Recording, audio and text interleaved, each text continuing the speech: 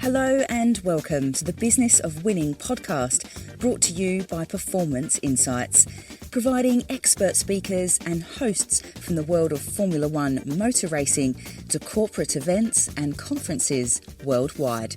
Just click on www.performanceinsights.co.uk and send us your requirements.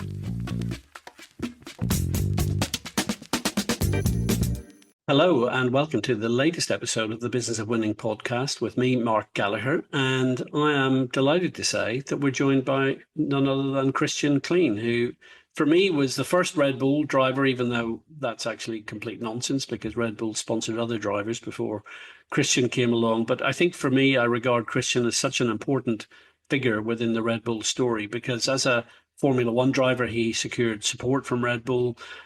He was with Red Bull when they supported him at Jaguar Racing in 2004. And because of that relationship with Jaguar Racing in 2004, Red Bull's owner, Dietrich Mateschitz, then made that famous decision to buy the team when Ford pulled out of Formula One at the end of 2004. And Christian continued with the team as a driver for 2 more seasons. Very interesting experience for him, challenging experience, as you will hear during the podcast.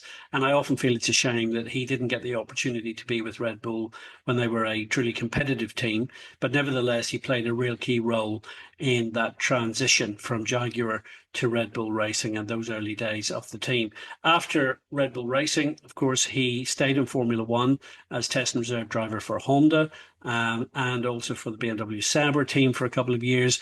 And he finished his career in Formula One in 2010 with 3 performances for Hispania Racing Team in Grand Prix, culminating in the 2010 Abu Dhabi Grand Prix, which was his final ever race in Formula One. But beyond F1, he achieved great success in sports car racing. You'll hear about his podium finish at the Le Mans 24 Hours. He's continued in sports car racing all the way through since he left Formula One. And today he is an expert analyst for Service TV in Austria on Formula One, so stays very close to what's happening in Formula One, stays very close to the Red Bull family, it has to be said as well. Christian, it's just great to have you on the Business of Winning podcast. And the first question I have for you is, how is the skiing? Because I follow you on Instagram and the snow is looking pretty good at the moment. Well, thank you, Mark, for having me on the podcast. It's an honor. I'm always listening to it, by the way. And yes, I mean, skiing has been fantastic. We have had good snow since December, really. And lately I've spent a lot of time on the slopes. As you could see, the weather is nice, good snow. What else? Want more on a good winter break. No, it looks excellent now. So I'm in Australia and everyone in Europe tells me they're jealous because we have good weather in Australia. But then I go on Instagram and see you skiing and I wish I was in the Austrian Alps. I have very good memories of skiing with you. And do you remember Franz Weber? Absolutely. Yeah. Yeah. I mean, famous Austrian downhill skier, speed skier. I have no idea how I managed to stay even close to you guys because you're so expert at Austrian skiers. So all I can say is thank you for your patience while this Irish guy was following you. Well, we had a good time. No, you did well. You're being generous. And, I'm sure if skiing is not so good for you, I'm sure you're good at après ski. I'm very good at après ski anytime. So listen, let's talk about Formula One. Now, for our listeners, many of them will, of course, know you as a racing driver. Of course, in Formula One, you are part of the broadcasting team on Service TV in Austria. I think you told me you're doing half of the races this year. So you're really up to date with so much of Formula One in 2025. And as you know, the big question that so many people are talking about, how is Lewis Hamilton going to get on at Ferrari? What's your opinion of that move? And, you know, it's a fascinating thing that's happened, Lewis and Charles together in the red team.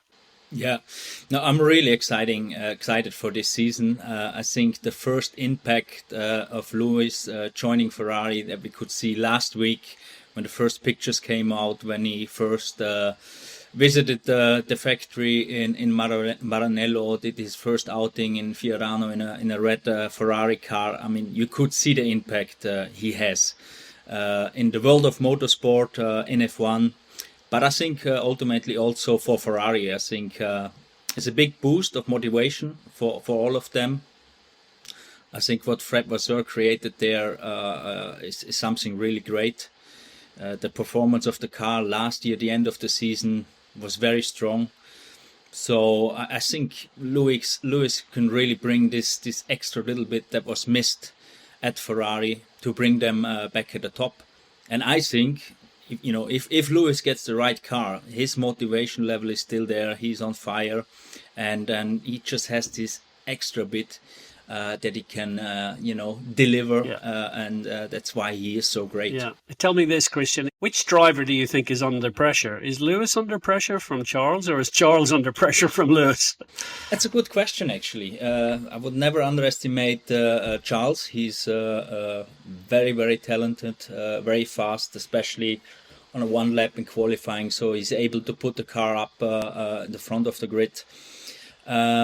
If Lewis still has this edge in qualifying, we have to find out. That made it a little bit more tricky for him this year in the races, just starting a little bit further back.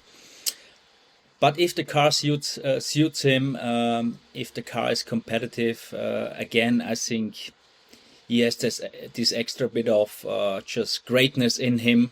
That made him this multiple world champion, and he is really good over a season. He knows how to win a championship. He knows how to bring the team behind him to collect the points over the season. So this, really fascinating in seeing how this turns out this year. Now, we're going to talk about Red Bull a little bit later on in the podcast, but let's jump straight to Max and Red Bull Racing, because it was incredible last year. Max started so strongly, then there was a 4-month period that he didn't win a race, and then he finished, my goodness, very dramatic success, particularly in Brazil, winning the championship. Do you think Max can defend his title this year with Red Bull? It's a good question. It's probably a little bit more difficult in 25 because Red Bull started 24 with clearly having the fastest car. I don't think that's the case this year. They will still be up at the front, but they don't have an advantage over the others. So they really have to fight for it. And also, we are at the end of a regulation cycle, which always is very exciting because the teams get closer and closer together, and therefore it's going to be difficult for Red Bull Racing. The positive thing is they have Max Verstappen. He's such a great driver. You could see it last year. Often he really didn't have the fastest car, but he just pulls out mega races. In the meantime, he's very clever. He's not making many mistakes anymore. He's ruthless, and he's just a fighter. And I think that's the big benefit for Red Bull Racing. But how it turns out, we will all see when the first cars go out in Australia this year for the first time in race conditions. Now, we've got a young guy, Liam Lawson, coming in behind him. There's been a lot of talk in the off-season about Liam Lawson getting the big break, the big opportunity. What do you think about that? It's a lot of pressure on a young guy, but also it's an amazing opportunity that Red Bull have given him, really to support Max. And you and I are both, we both know Dr. Helmut Marko. Helmut Marko's made it very clear that Liam's job is to do the best job, but fundamentally to support Max. For me, it was quite clear they had to change something. Checo just unfortunately didn't deliver anymore. He had a great time at Red Bull Racing, but the last 1.5 years, it just didn't click anymore. And mentally, I think it was a difficult situation for him. So they had to change something. To put Liam in the car, I think I can understand it.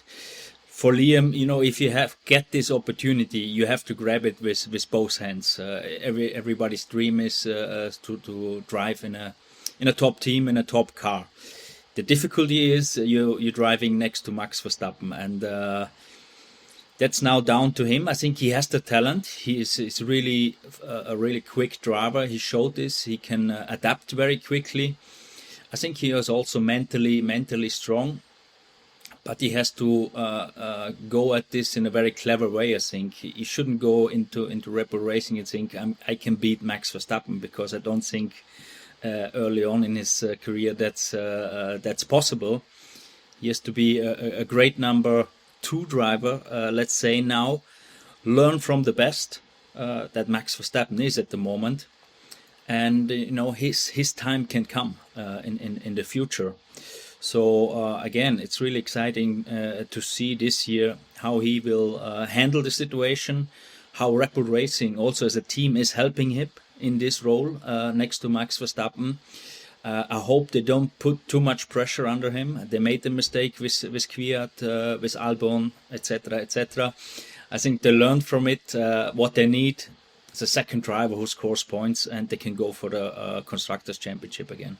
Now, there are only 2 teams in Formula One this year with the same driver lineup as last year. We have Aston Martin with everyone's favourite, Fernando Alonso, and of course Lance Stroll. And then you have the team that won the Constructors' Championship, McLaren, with Oscar Piastri and Lando Norris. And of course here in Australia, I can tell you, Christian, everyone's expecting Oscar to win the first race in Melbourne. It's his home race. And it really is a very strong package that McLaren have with those 2 guys and that car, isn't it? Absolutely. I think it's a very, very strong package. I'm really looking forward to see Oscar this year, in his 3rd year, having more experience, understanding everything in F1, especially also the tires a lot better. I think he can be very strong this year. He can be probably also a threat to Lando, because I think Piastri is just a very stable, very calm, very stable person. He just delivers. He has Mark Webber in his background, who can benefit from his experience. And they had the fastest car at the end of the last year. They won the Constructors' World Championship. The stability is there. They have 2 great drivers. I think McLaren is the team to beat this year. Yeah, that's a great thing to really think about. Something else that is really quite interesting this year is just how many new drivers. We've had a lot of driver changes. Carlos Sainz has gone to Williams, for example. But I was looking at, all the new drivers that are coming up. And when I say new, some of them have already raced in Formula One, like Liam Lawson. But you have like Gabriel Bortoleto at Sauber, and of course Oliver Behrman has got his Haas drive, and you have Isaac Hadjar at the second Red Bull team, and Jack Doohan has finally got a kind of full season ahead of him in Alpine. Do you have the sense that we're seeing a new chapter in Formula One in terms of talent? Because Lewis, of course, is now 40 years old. Fernando is like 43. I mean, it's incredible those guys are still pushing as hard. But definitely some really interesting new talents. And, of course, Kimi Antonelli. I didn't mention Kimi in there against George Russell at Mercedes. Yeah, I think it's a different era is starting. I think everything was kicked off by Oli Behrman just doing a great job in Saudi Arabia last year, jumping into the Ferrari. I think that gave the trust to the team bosses and the teams to, give an opportunity to the young drivers. And also the year before, Liam Lawson, when he replaced Daniel Ricciardo, he did a really great job immediately. And I think it's also about time, that more young talent come into Formula One. I think the combination is great of having the greats still driving, like Fernando and Lewis and so on. But we also need fresh blood in F1. And it used to be difficult for them to get a chance because there's not much testing. There's much at stake for the teams. But finally, we have really great talented drivers coming from F2, and I'm really looking forward how they deliver this year. And I think shouldn't underestimate them. They will do a great job. There is some learning in there for them, but it's definitely a change in F1. Yeah. Now, talking about young drivers, I remember a 21-year-old young Austrian driver coming into Formula One. Christian, you joined Formula One in the final season of Jaguar racing. And I want to talk to you about this quite seriously, because it was a great opportunity for you, but also a difficult moment because the team was at the end of its journey with Ford. And I remember going to Monaco that year, and the Jaguar team, you could see the atmosphere was really a little bit down. The mood was down. Of course, I got to work with Tony Purnell. In fact, Tony was here in Australia with me just a few weeks ago. We had a very nice lunch. But that year, 2004, it was a difficult, moment. And then, of course, Red Bull acquired the team. And, of course, it took Red Bull 5 years to become, the big winning team. So just talk to me about your memory of 21 years of age into Formula One. It must have been so exciting, but then also challenging because the team was not in the best place. I would say very challenging, absolutely. I came straight from Formula 3 into Formula 1, jumped Formula 3000. So it was a huge jump. I mean, you come from a car that has 250 horsepower to jumping into a car with 950 horsepower, working before with 20 people on the car, and then it's 500-600. So that transition is huge, of course. I was, to be honest, quite lucky to have Mark Webber as a teammate, because he was not very political. He was very straightforward and also helpful, to be honest, in the beginning. And that made it easier for me to feel more comfortable in the team. Having a great teammate can make a difference, yes. And to be honest, Jaguar, yes, it was the last year for them in F1. But I, as a young driver, had so much going on, just learning about F1, learning about this big team, that I didn't really, see where the problems of Jaguar was, that it was going to be the end of it by the end of the year. For me, it was a great brand. It was a typical midfield team at that moment. And, as a driver, you only really see your where your performance is, where you can improve. You work with a small group of engineers, your trainers, and etc. And the rest is almost too big for you as a young driver. I was 21 years old. Now, of course, there was something unique about you, which is that you had this Red Bull association. I think a lot of people don't really remember that it was because of the Red Bull association with you that Dietrich Mateschitz and Dr. Marco then became interested in this idea of buying the team. It saved the jobs of 600 people at Milton Keynes and, all of that. But that first year of Red Bull racing, when Christian Horner had literally just been brought in as a team principal after a few weeks, that was not an easy moment either for you, because at the beginning Red Bull had some interesting ways of running the program which didn't make your life so easy. Absolutely.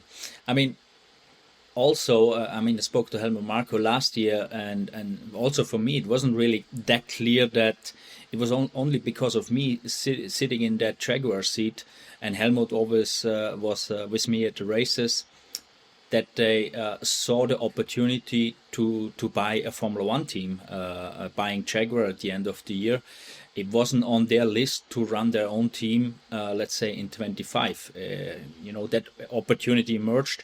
Then Helmut went to Didi and said, look, we have a possibility to take over a team. And that's how it happened. And it all happened very late in the season. I remember still in Brazil, it was not clear, is Red Bull buying it? What's going to be the case for 25? So I think for the whole team back in Milton Keynes, that was great news that Red Bull bought the team. Of course, a lot of unknowns. This, Austrian company who produce an energy drink is taking over our team. Was of course a bit of an unknown, but it proved to be the absolutely right decision for the Milton Keynes based team, and great success came out of it. Of course, 2005 was tricky. Also for myself, I was sharing the car with Tonio Liuzzi in the beginning, a lot of young fans, anyone young who's listening, will not remember this. And they will be really surprised to hear what happened. I mean, can you imagine today in 2025 if a team announced that two drivers are going to share the seat? I mean, it would sound crazy today, and actually it sounded a little bit crazy back in 2005. But that made your job even harder, because there you are, a young driver trying to learn Formula One. You've already spent a season with the team, but you've got Tony Liuzzi and yourself literally swapping the car alongside David Coulthard. It was absolutely quite an interesting philosophy at that time. No, absolutely. That was it made it very difficult. So Tony and myself were sharing the car, not only in the races, in first couple of races, but also in testing. So we had half of the running of David Coulthard, for example. But that was the decision that was made by Helmut Marko, and we made the best out of it in the end. Luckily, later on in the season, I got promoted to do the rest of the season, which was not only for myself but also for the team crucial, because you cannot have three drivers and two cars. It's just not working. And I'm also quite happy to hear that Helmut Marko a couple of years back, he came up to me and said, "Christian, I think that was quite of a mistake that I did there, that you guys shared the car." So I'm happy that he realized it, yeah. But still, I mean, I have to say 2005 was a pretty strong season for Red Bull Racing. The car itself was quite good. And the car, of course, was designed from the Jaguar people back then for the 2005 season. I remember Australia, the first race we did. DC finished fourth. I finished seventh. Lots of point scoring positions early on in the season. I was looking at it earlier. You finished seventh in Australia and eighth in Malaysia, which in modern Formula One, if you finish seventh and eighth, they'd be celebrating like winning the championship. Like scoring so many points. It was a very strong start. I'm really interested to hear what you've thought of working with DC, because he was, he'd been in Formula One for a decade with Williams and of course McLaren. He'd won a number of Grand Prix. When he joined Red Bull, I mean, David will not mind me saying this because he and I have spoken about this a great deal, but Red Bull gave him his final opportunity. He was actually out of a drive at the end of 2004. Mm-hmm. So how was that for you? You've just mentioned working with Mark Webber, and now you're working with David Coulthard. I mean, both these guys are pretty cool guys and very quick guys, but I'm interested in how that was working with David.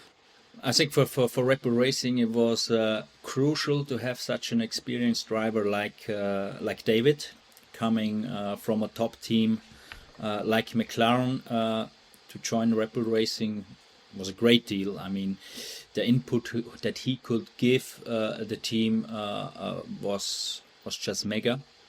It was also him that brought Adrian Newey in the end to the team. You can learn so much from an experienced driver. There's so much more than just the driving part in Formula One. It's about how you communicate with the engineers, how you communicate with the team, and that was an area he was really exceptional. And I could learn a great deal from him. He was a lot of fun off track as well. So, I can't believe it. I can't believe it. Yeah, so that made it the work together also a little bit easier, and everybody benefited from him having him in the team. Absolutely. Now we've talked a little bit. We've both mentioned Dietrich Mateschitz, and one of the things about Red Bull is it's a privately owned company, so you don't read about Red Bull in the big financial newspapers because it's not a public company; it's a private company. And Dietrich Mateschitz was a very private guy. I had the great privilege of working with him a number of times, just the two of us in a meeting or something. And but you knew him well, and of course, one of the things at the moment is it's just over 2 years since we lost him, very sadly. But a lot of people don't really know the Dietrich Mateschitz story or the person. Just maybe reflect on Dietrich Mateschitz. When you met him, obviously you were a young guy, but then not only you were part of that Red Bull entry into Formula One, but you've actually kept an association with Red Bull all the way through. And in fact, I was really pleased to see last year when they were commemorating 20 years, you were there with Christian and everybody. I mean, so you've been part of that journey. But Dietrich Mateschitz, he was a pretty special guy, wasn't he? Very special guy, very down to earth, very low profile person. You always saw him just wearing his jeans. And I mean, first time I met him was 2000, when I was 14. When I was 14 years old, I got my first sponsorship deal from Red Bull. Back then I was still in go-karts. It was a very small amount. When I was 14. When you were 14? Yeah. So that's kind of going back to like 1997.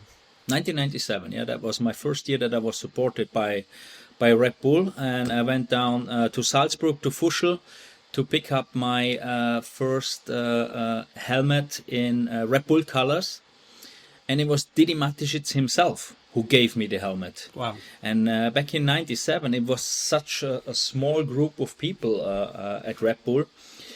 Basically, everybody knew each other. That's how small the company was back then. They didn't do, I mean, all the sponsoring with athletes they did were more or less in extreme sports, let's say.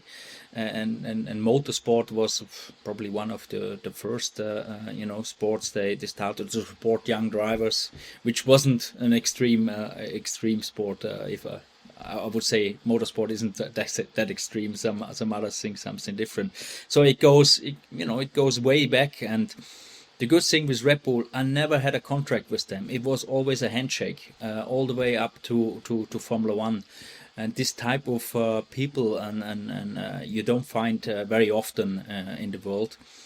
And then Didi was also always a person that was very approachable. I mean, I was a small young driver from Austria. I was just a small piece of his big company and things he had to do every day.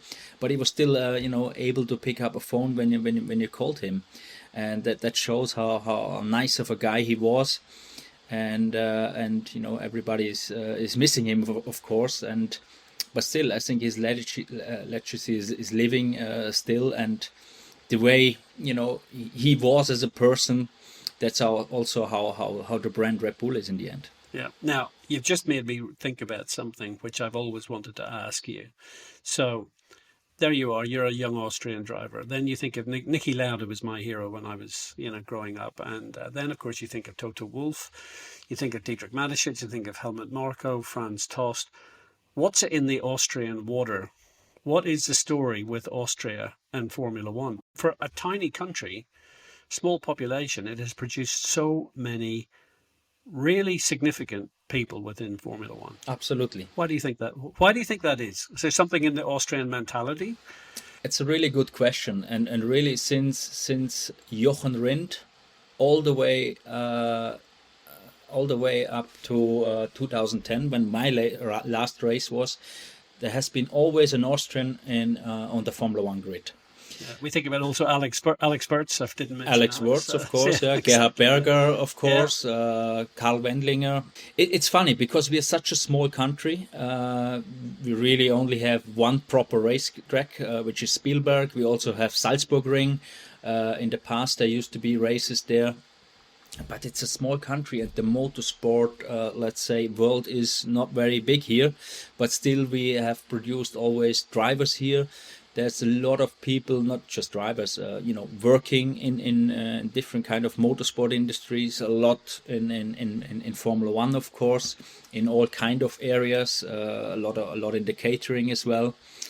It's question I ask myself, had to ask myself also in the past, why that is. And there has been, I think, since the Jochen Rindt days and the Lauda days, there always has been a big passion for motorsport and Formula One.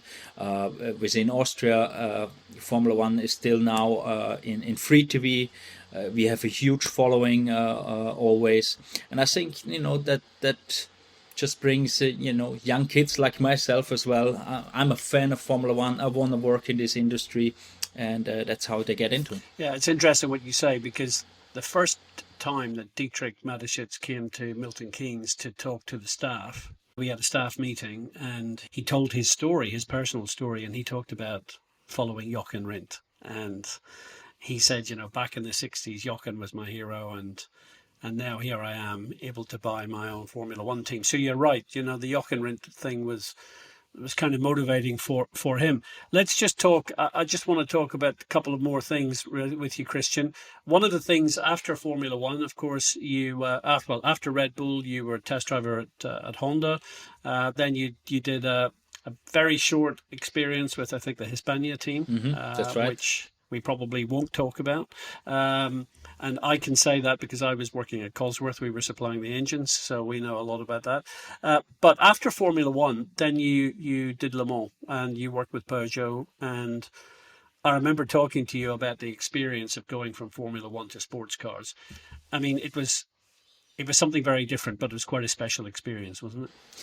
It was a very special experience. I mean, Le Mans is of course a dream of everybody who in motorsport, to be there at one point of your career, to drive it at the top level in LMP1 back then was of course an eye opener, and also to break out a little bit out of the F1 paddock.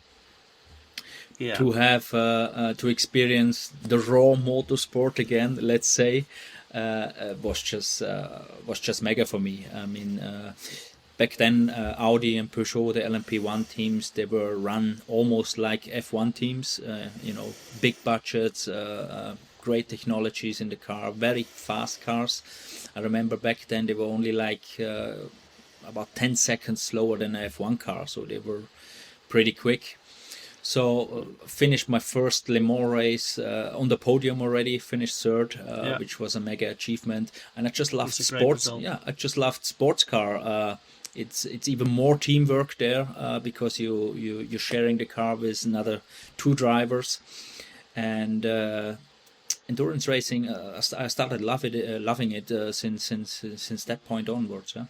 As you know, we call the podcast The Business of Winning. We talk about business, we talk about Formula One. You have spent your life in motorsport. You've competed in Formula One and you're still, working in the Formula One environment. What do you think that business people can learn from Formula One? Because it's such a competitive environment, but it's a fascinating one to learn from. Absolutely. I mean, I'm very grateful that I've spent many years working in F1 and also with different organizations. I was working with Red Bull Racing, with Jaguar, with Honda, with BMW for 2 years, BMW Sauber, then for a smaller team, Hispania Racing. And what's common, is the passion and determination for motorsport. I think to have all together that one goal to go for it. I think that's just really, really important. And then, just to have that leadership in teams. If you look, for example, at the Toto Wolff, there's almost 1,000 people working in one team. So one person cannot handle everything, but you need that one leader who shows the direction, and everybody will follow it. And I think if you're in a team having this great atmosphere, and having this drive to success, it just takes everybody with them. Yeah, you've mentioned a really important point, because people often ask me what was the difference between Jaguar and Red Bull. There was the same team in Milton Keynes, basically the same factory at the beginning, and I always said it was culture that changed more than the technology. I mean, what do you think Dietrich Mateschitz's culture was as a leader? Because he was a really ambitious guy. He was, yeah. He loved loyalty. He loved the loyalty of the people, but he gave also the people the freedom. And I think having this freedom can empower people, of course. And I think that's something at Red Bull Racing that you could see. The people were not scared anymore, let's say. At Jaguar Racing, it was everything a bit, let's say, grey. And when Red Bull came, everything was started to be more colourful, and people could get out of their comfort zones, make mistakes, and learn from it. And I think that the freedom that it gave the people was quite a change, I would say. Yeah, it's fantastic, isn't it? This energy drink company became the best team in Formula One, and incredible story. Christian, it's been a pleasure having you on the Business of Winning podcast. Are you going to tell me that you're going skiing now, or is that happening later at the weekend? Tomorrow, actually. Tomorrow. Yesterday and today it was snowing heavily, and Okay. we have fresh powder snow. And tomorrow the sun is out again, and I will hit the slopes again. Well, I can tell you I'm hitting the beach because it's 38 degrees. So Sounds good either, yeah? yeah, sounds good too. Anyway, listen, thanks very much. And are you going to be in Melbourne, or are you going to be back in Austria for that? My first race will be in China the weekend after. I'll be in China. Okay. Yeah. Well, I hope to see you during the season. Perfect. Thank you very much, Mark. Well, I hope you enjoyed that. I mean, Christian is such a great guy, and my word, he was with Red Bull Racing right from the get-go, and indeed before that. And it was great to have that opportunity to talk to him about Dietrich Mateschitz, because I don't think Dietrich Mateschitz ever got the recognition that he deserved when he was alive. And I often think that the legacy that he's left on not just the sport of Formula One, but on motorsport, the legacy that he left in aviation sport, in extreme sports, the thousands of young athletes who have benefited from Red Bull's support, and all of that came from the entrepreneurship and the vision that Dietrich Mateschitz brought to bear with his passion for Formula One, for aviation, for extreme sports. And Christian, one of the beneficiaries of that, and great to hear from him today. Really a guy who perhaps deserved more when he was racing in Formula One, wasn't always high profile because the team wasn't achieving great success, but a really fine person, a great driver, very, very quick, and extremely consistent. But anyway, I hope you enjoyed that. We will, of course, be bringing you another insider from the world of Formula One very soon. You can send us messages, questions, recommendations of who you would like us to interview from behind the scenes in Formula One. And you can do so by reaching out to Performance Insights on Twitter. We're on the X platform, also on Instagram and on LinkedIn, and of course also through our website, which is performanceinsights.co.uk. And we look forward to bringing you more from inside the world of Formula One, the business of winning. Thank you for listening. Please like and subscribe to the Business of Winning podcast. And if you want to learn more about Performance Insights, simply visit our website at performanceinsights.co.uk, providing expert speakers and hosts from the world of Formula One motor racing to corporate events and conferences worldwide.